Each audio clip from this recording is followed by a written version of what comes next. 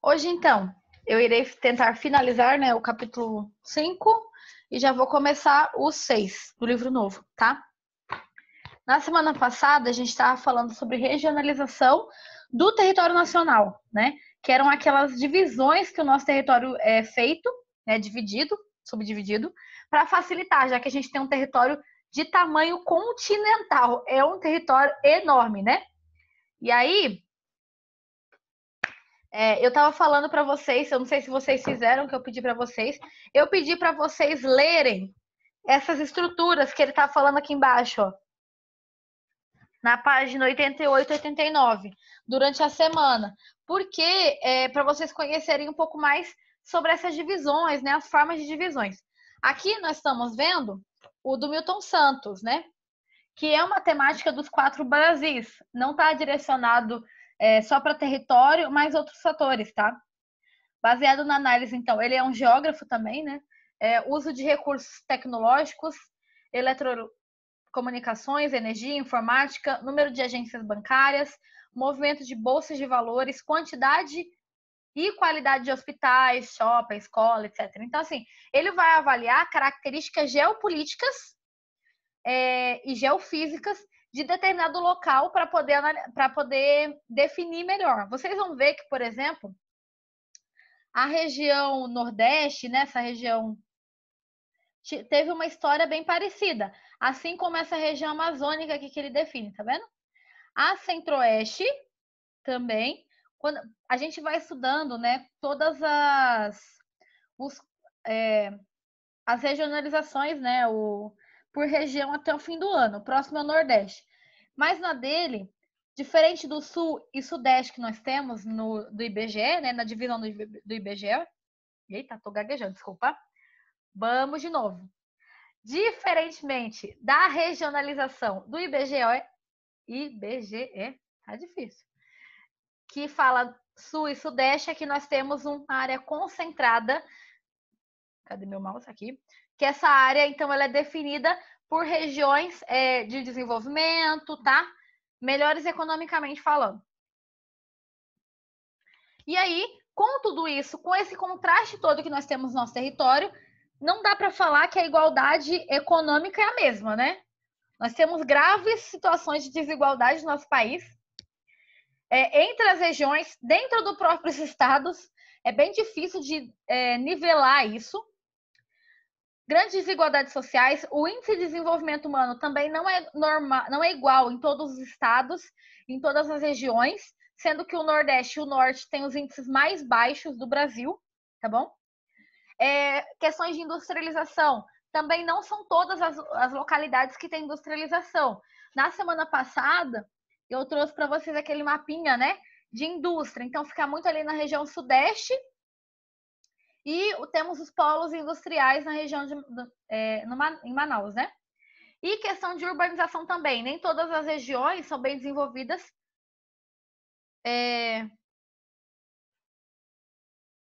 Tô lendo aqui o chat de vocês. Eu paro de falar no meio para poder ler o chat, aí eu esqueço o que eu estava falando. Dizem que o IDH do Brasil está no Distrito Federal. Está correto? Como assim? Porque, por exemplo, de fato, Alto, você quer dizer? Peraí, ativei. É porque a senhora não leu a mensagem toda. Vou lá de novo. Só recebi isso. Não tem nada antes. Estou olhando aqui. Você não quer falar?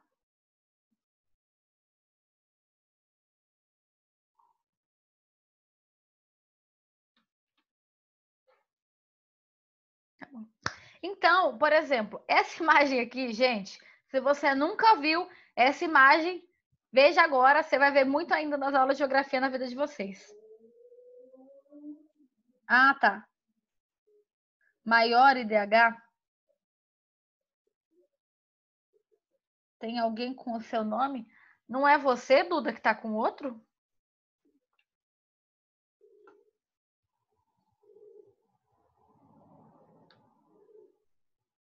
Tem mais não.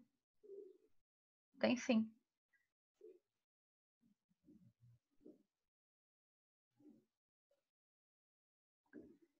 É você sim. Ou é o mesmo nome? Ah, daqui a pouco eu vejo. Gente, Duda 2. Abre o vídeo aí pra mim, por favor. Aqui não tá com ele aberto.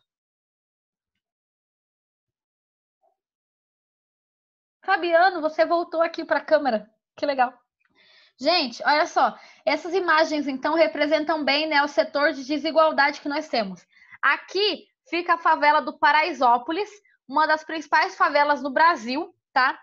Comunidades carentes, numa situação bem difícil de vida.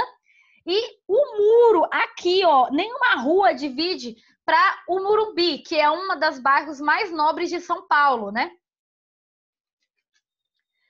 Então, para você ver o nível de desigualdade, a galera aqui no barraco e o pessoal aqui tem uma piscina a cada apartamento.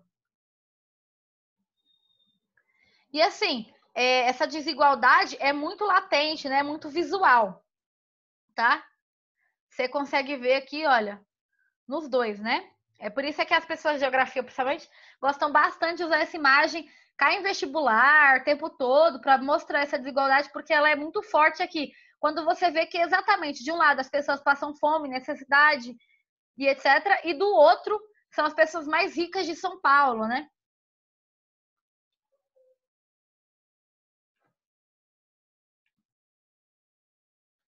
Eu trouxe para vocês, não sei se tinha no livro, mais um mapa de desigualdade. Regiões Norte e Nordeste concentram pior resultado de DH. Distrito Federal tem o mais alto, Maranhão o mais baixo, Santa Catarina ocupou o segundo lugar, seguido por São Paulo.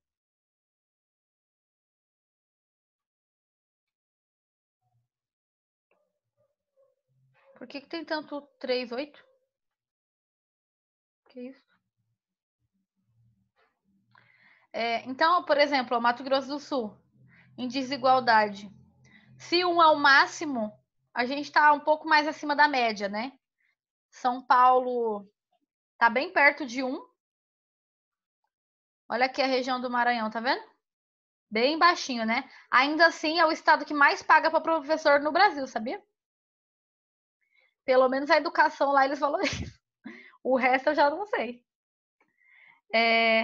E o Brasil, em ranking, no PIB, nós somos o segundo. Dentro do BRICS, né? Que é uns países que estão em desenvolvimento.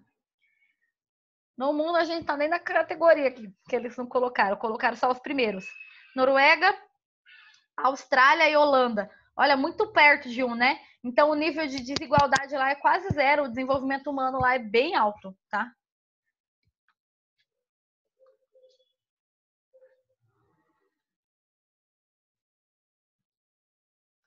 Norte e Nordeste tem maior nível de desigualdade do Brasil. Índice de Gini. Vocês vão aprender mais sobre o índice de Gini no ano que vem, mas o índice de Gini, ele fala sobre os níveis de desigualdade, tá? Ele analisa os níveis de desigualdade em determinado país ou território. E aí eles analisam também de 0 a 1, qual que está mais próximo de... Oxe. Aqueles dados estranhos. De 1, teoricamente, ele é melhor, né? Ah, máxima de desigualdade, desculpa. Opa. Então, quanto mais próximo de 1, mais desigual é essa nação.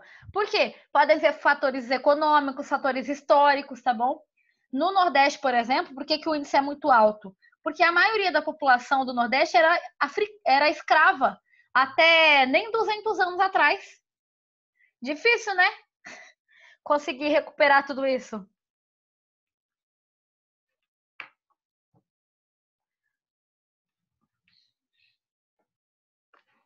Você falou do Distrito Federal no outro, né? 0,88, sim. Mas também é porque eles concentram a renda nacional, né? Se a gente pensar nesse quesito. Tipo, as pessoas que foram para lá foram já pensando, a cidade foi construída como a capital do Brasil. Não foi, tipo, igual às outras cidades normais, né? Que pessoas foram lá e foram migrando e foram crescendo a cidade. Não, ela foi construída pensando nisso. Então, tem todo um desenvolvimento específico. Além do que, os nossos impostos, quase todos vão para o Distrito Federal para ser redistribuído. Então, é um nível alto, né? Desigualdade no Brasil e grande igualdade.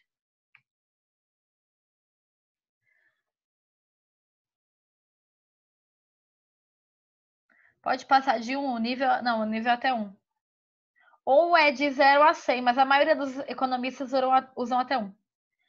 A economia do país é relativamente boa ou ruim? Do Brasil? Nós somos a nona maior economia do mundo. O difícil é que, tipo assim, a gente tá muito longe dos primeiros lugares, entendeu? Mas a gente não é tão ruim economicamente.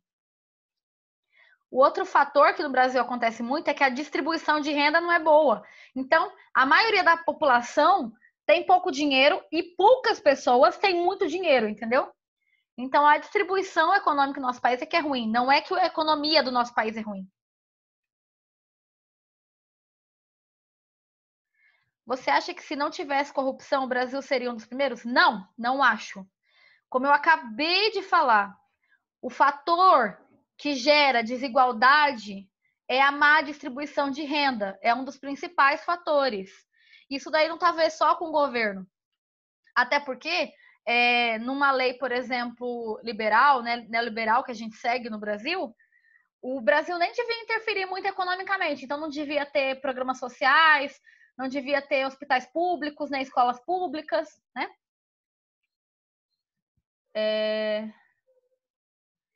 Então, a questão da corrupção, ela está mais ligado ao quanto que o Brasil, como um estado, né, maior, como um país, ele vai ser... Como que esse país, então, vai conseguir se administrar, né? Então, por exemplo, quanto que dinheiro vai para a educação, quanto que vai para a saúde, etc. E isso tem a ver com corrupção. Quando a gente fala, por exemplo, um país corrupto, quase todos os países são. O nosso país foi construído assim, não é Lula, não é PT, não é Collor, não foi nenhum dos outros presidentes que já sofreram impeachment antes, não foi eles, foi desde o início da construção. Se a gente não entendeu isso ainda, vocês vão ajudar bastante esse ano isso. Tanto em história quanto em geografia, porque isso está bem claro em todas as áreas. A gente foi construído um país corrupto, então é muito difícil de sair disso. Aí ainda tem a questão da população, por exemplo, vai achar assim, se não fosse corrupto, teria investimento em educação e saúde. Talvez sim, talvez não. De novo, a gente segue um país capitalista, então é para ter o mínimo de intervenção do Estado possível. Nem era para ter escola pública, saúde pública, como é a maioria dos países no mundo. O Brasil, por exemplo, o SUS é um modelo mundial de saúde. A maioria dos países não tem esse tipo de modelo público. As pessoas têm que pagar. Eu estava vendo recentemente nos Estados Unidos, sabe quanto que é para você fazer o teste de coronavírus? $3.500 só para fazer o teste. Fora o tratamento, fora a internação, fora as coisas que você precisa depois. Nós aqui, por exemplo, se ficarmos doentes, pode estar sobrecarregado, mas pelo menos tem o SUS, que oferece a maioria das coisas de graça, né? Poderia estar melhor? Poderia. Se não tivesse todos os desvios. Eu não estou aqui falando que a corrupção é ótima, não é isso, definitivamente. Estou falando que não acho que esse é o único fator que traz o nosso país para baixo, entendeu? A própria população também faz isso. Quando não se interessa por política, não se interessa por economia, não se interessa por querer melhorar o seu país. Tem que começar da gente, não só dos políticos. Até porque se você for uma pessoa realmente que saiba de tudo isso, você não vai eleger qualquer pessoa.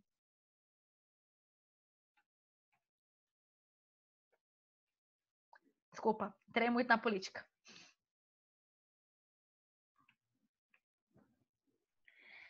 Índice de pobreza, né? Aqui os mais altos, tá vendo? Na região próxima a Maranhão mesmo, né? De índice de pobreza, então, mais pobres, e aqui sendo os que têm menos pobres, né? O Distrito Federal aqui no meio, junto com São Paulo e a região sul. Paraná, Rio Grande do Sul, etc. Domicílios com rendimento domiciliar médio mensal maior que 10 salários mínimos. Então, se da sua família, por exemplo, se as pessoas ganham mais de 10 salários mínimos, toda a família junto. Digamos que você, seu pai, sua mãe trabalham, juntos três, tem que ser mais de 10 salários mínimos para entrar, né? Isso aqui. Então, de novo, essa região. Olha que o nosso estado está aqui junto, né? Mas, de novo, isso aqui não é distribuir a renda, tá? Então, é uma noção, assim, quantidade de domicílio com rendimento domiciliar mensal. No salário mínimo, em 2019, quando o salário mínimo era 678. Hoje está bem mais alto. Mas não há distribuição de renda, né? Então, a situação fica bem complicada. Tem muita gente rica e muita gente pobre. Tem pouca gente rica, na verdade, e muita gente pobre. Um mapa racial, para vocês saberem mais ou menos questões étnicas, né, e de raça no nosso país. O azulzinho é branco, o verdinho é pardo, o amarelinho, o laranjinha é negro, o amarelo é amarelo e o marronzinho é indígena. No nosso país, a gente tem bastante gente parda, né? Se você considerar que o Nordeste aqui tem bastante gente no Brasil. Porque nós somos miscigenados, como eu falei na aula de história. Eu não sou descendente de europeu, eu sou descendente de europeu, de africano, de indígena, de português, de todo mundo, entendeu?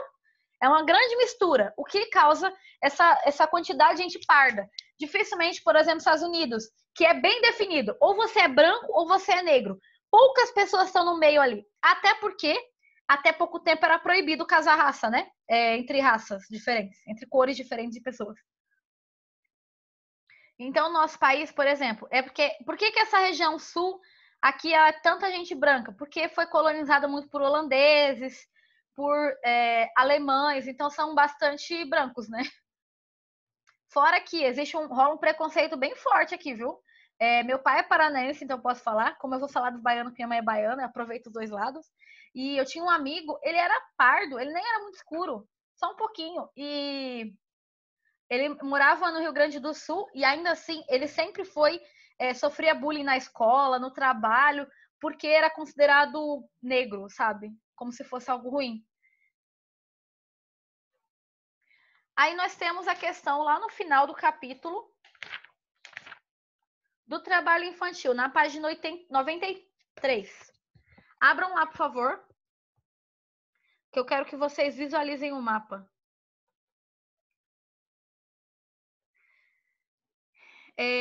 A lei de trabalho infantil, quando a gente fala, por exemplo, não deve haver trabalho infantil, né? Eu não estou falando de empresário, por exemplo, que quer que o filho dele aprenda desde pequeno, se ele quiser, a trabalhar na empresa. Não é disso que a gente está falando.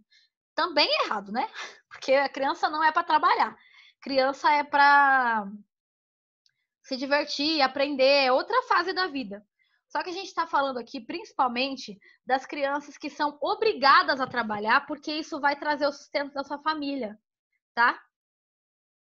Nossa região tem crateras muito balanceadas e equilibradas, não acha? Características. Peraí. Mais ou menos. Peraí. Por exemplo, de etnias ou raças, né? A gente tem bastante indígena e branco, mais do que pessoas negras, por exemplo. A concentração de renda está na mão dos fazendeiros, mais do que na população no geral. A gente também não é pobre, é uma classe média, a maioria das pessoas, mas tem também. Só que aí você está falando, por exemplo, uma classe média contra pessoas, um pequeno grupo de pessoas que são enormes fazendeiros no estado. E aí, como a gente está falando, né? Trabalho infantil. A família, às vezes, depende desse trabalho até para sustentar. A pessoa trabalha o dia inteiro, tá, gente? Não estamos falando de, por exemplo, vou lá vender 10 por 1 hora na vendinha do meu pai. Não é disso que a gente está falando. É criança que é catador, que tem que pedir esmola, que tem que fazer trabalho pesado. No Brasil, isso é muito forte. Por mais que eles vivem lutando contra, muitas pesquisas são direcionadas apenas a isso, porque nosso país é muito difícil. Até porque é um território muito grande, é difícil de regularizar tudo isso, tá?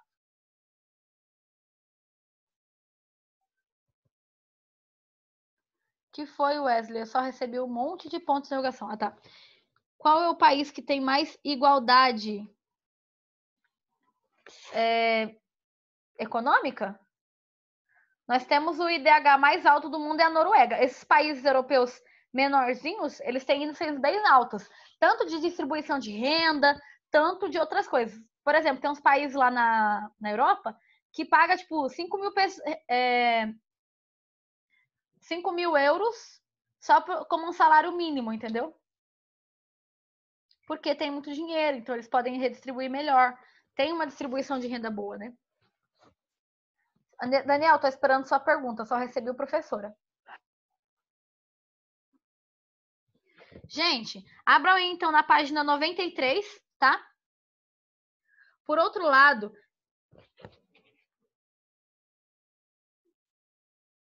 aqui no Brasil eles tiveram que colocar a educação das crianças obrigatória porque os pais colocavam elas para trabalhar. Sim, é um dos fatos.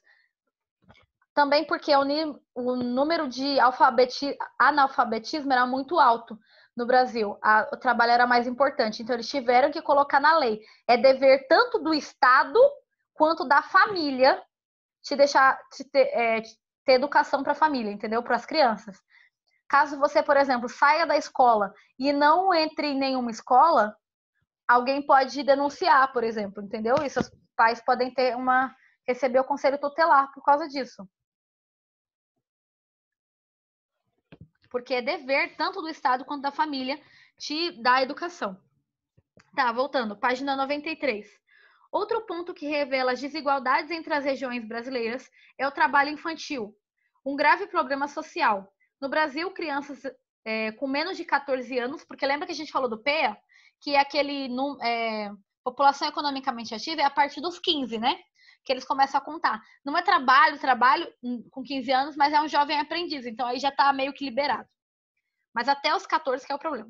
Após essa idade, é possível entrar no mercado na condição de aprendiz, mas sem deixar a escola, ou assumir funções insalubres, ou seja, péssimas condições. Digamos que você vai trabalhar numa local que você começa a ficar doente porque tem mofo, ou porque é muita fumaça, ou porque você fica doente de alguma forma, tá? Ou porque você não dorme. Aqueles em que... Deixa eu colocar aqui, Ana Júlia. Aqueles em que o trabalhador é exposto a agentes que trazem risco à saúde.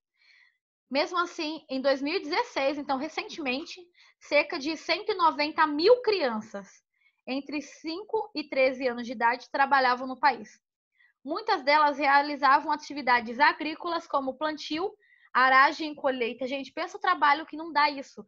Para um adulto é difícil, imagina para uma criança de 3, 4 anos, de 5 anos, de 6 anos. É bem mais novo do que vocês. Imagina ter que trabalhar pesado desde a cidade. Ou ajudavam suas famílias em tarefas domésticas. Observe a imagem a seguir e discuta a questão em sala. Tá. Deixa eu ver aqui o chat.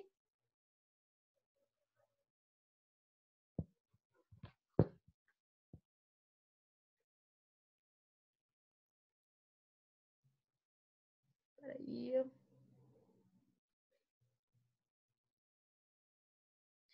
A situação econômica das famílias do Brasil tem algo relacionado ao crescimento acelerado ocorrido no passado? Nunca foi acelerado o nosso crescimento. Mas tem a ver com a nossa situação de história, sim. Já estudei bastante esse ano isso. A nossa economia sempre foi dependente, sempre foi tardia, não só a indústria. A única coisa que foi desenvolvida assim logo no início, que nem foi nos primeiros anos, foi o agronegócio e ainda assim não foi logo de início. Então, é por causa das desigualdades históricas mesmo. Eu vou falar para vocês, se der tempo ainda, vou começar outro capítulo, vocês já vão entender um pouco. Professor, alguém fica entrando com o nome de outra pessoa, agora é do Fernandes. Por favor, se você está fazendo esse tipo de brincadeira, eu não estou aqui para brincar. Estou trabalhando desde as 7 horas da manhã. Você devia estar focado nos estudos. Não estou achando graça.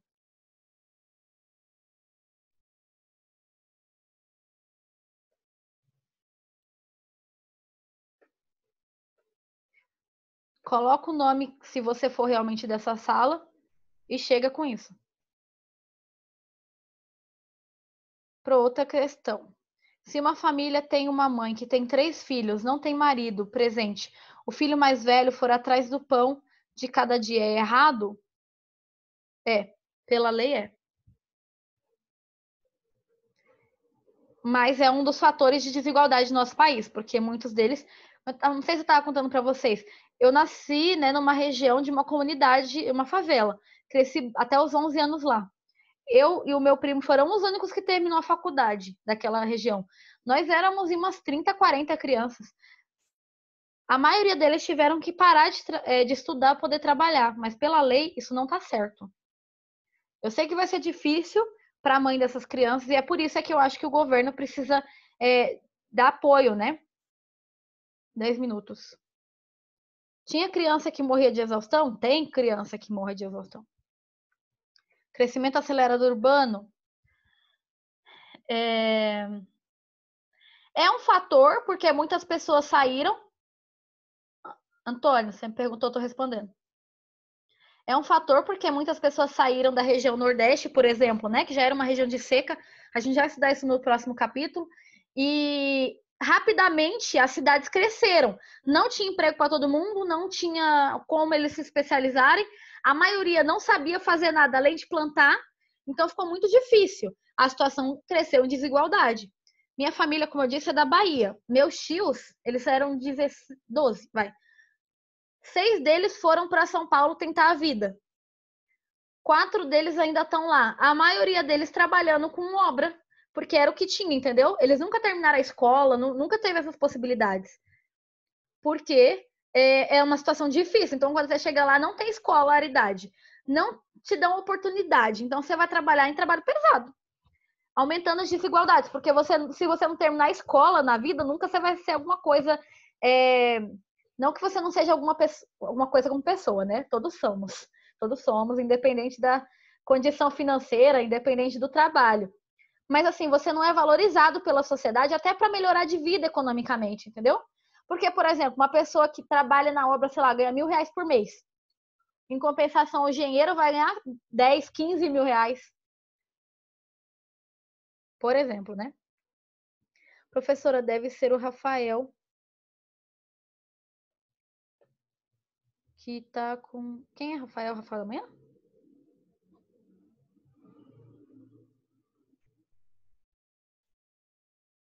Tá, a pessoa saiu, né? Tá bom.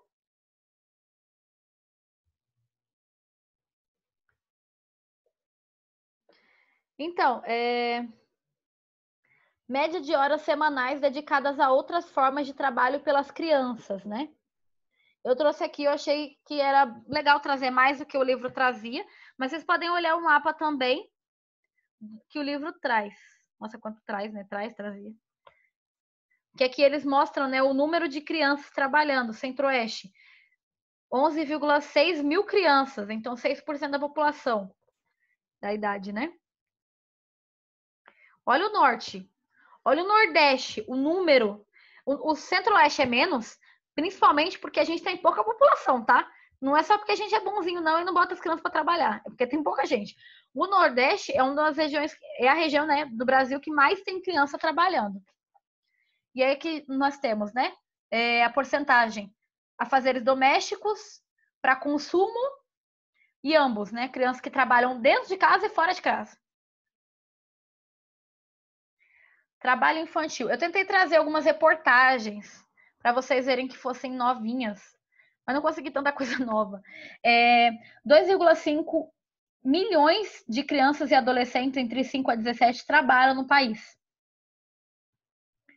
68% atividades não agrícolas e 32% em atividades agrícolas.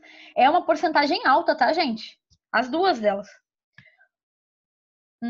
854 mil, a região sudeste lidera a concentração de crianças e adolescentes que trabalham.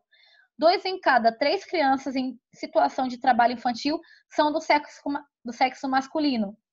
94% do trabalho infantil doméstico é realizado por meninas. Outro fato é que na região norte, principalmente, o tráfico infantil e sexual de meninas e mais meninas, né? Mesmo na infância, é bem forte, tá, gente? Então, desde pequena, essas crianças são escravizadas sexualmente. Eu tenho que trabalhar desde os 5, 6 anos para gerar um sustento para a família. Então, aí depende. O Wesley está me perguntando, professora, qual é mais alto, meninos ou meninas? Depende do trabalho. Normalmente, trabalho no campo, eles usam meninos, porque eles acham que vão ser mais fortes. Mas tem meninas também que trabalham. Aí, como você viu, 94% do trabalho doméstico, né, são de meninas, e assim vai, depende do setor de trabalho.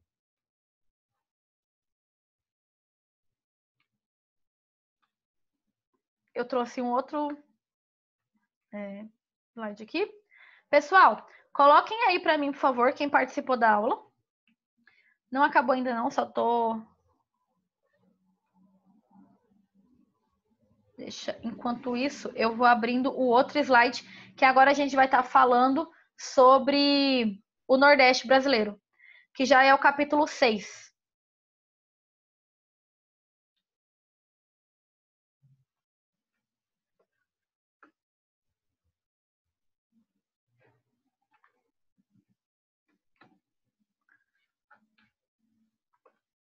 O capítulo 6, então, né, livro 2, vai falar sobre o Nordeste brasileiro.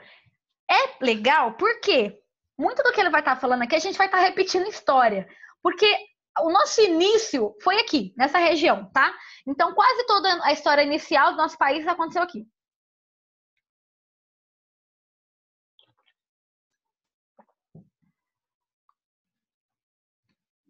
Esse negócio me faz ver bolinhas pretas e não bolinhas pretas toda hora.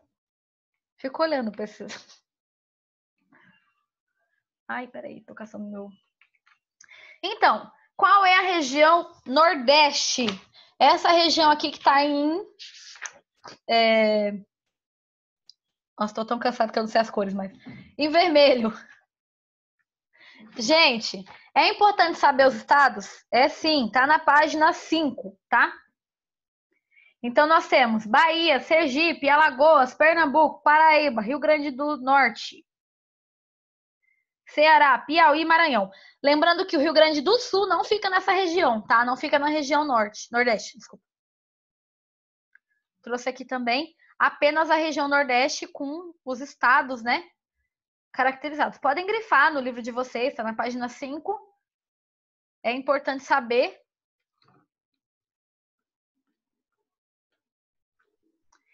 E foi uma região, é a primeira região do nosso país a ser ocupada. Quando a gente estava falando, né, de Pedro Álvares Cabral, na verdade a gente falou de Cristóvão Colombo em história, e em Pedro Álvares Cabral, que vai acontecer um pouco depois, ele vai chegar nessa região, né, do Nordeste, tá? Quando eles definem o Tratado de Tordesilhas, é essa linha aqui do mapa que vocês estão vendo. E aí ele cria capitanias hereditárias. Cada uma dessas capitanias são territórios que vão ser governados hereditariamente, tá? Então, se eu tenho uma região, meu filho vai ter a mesma região cuidando e assim vai, tá? E aí é nessa região aqui que vai nascer o nosso país. De novo, olha como é o país hoje, olha o tamanho que era no início. Tá. E ele é um país de diversidade étnica, pluralidade cultural, riquezas naturais e disparidades econômicas. A situação econômica é bem diversa entre essa região, tá? Falta quantos minutos? 2. Estão entediados? Características do nosso Nordeste. Eu trouxe aqui o mapa físico, né? Ele tem aproximadamente, né, 1,5 milhão de quilômetros, de território, então é um território bem grande, com todos esses estados, são 9, se não me engano, 1, 2, 3, 4, 5, 6, 7, 8, 9, são 9 estados. É a segunda maior população do país, então é um número de população bem grande. E seus descendentes são europeus, africanos e indígenas, principalmente, tá? Nós vamos ter outros grupos, mas eles são bem focados nesses aqui. Sendo que os europeus são portugueses, franceses e holandeses, que vão colonizar essa região. Os africanos vieram obrigados, arrastados pelos europeus e os indígenas já estavam aqui. E os indígenas também são várias etnias diferentes, tá? A história. Em 22 de abril de 1500, Pedro Álvares Cabral finalmente para na região que hoje é Porto Seguro, tá? Só que no início eles não colonializam. Eles deixam lá e extraem apenas o pau-brasil até 1530. Gente, muito obrigada. Aula que vem a gente continua.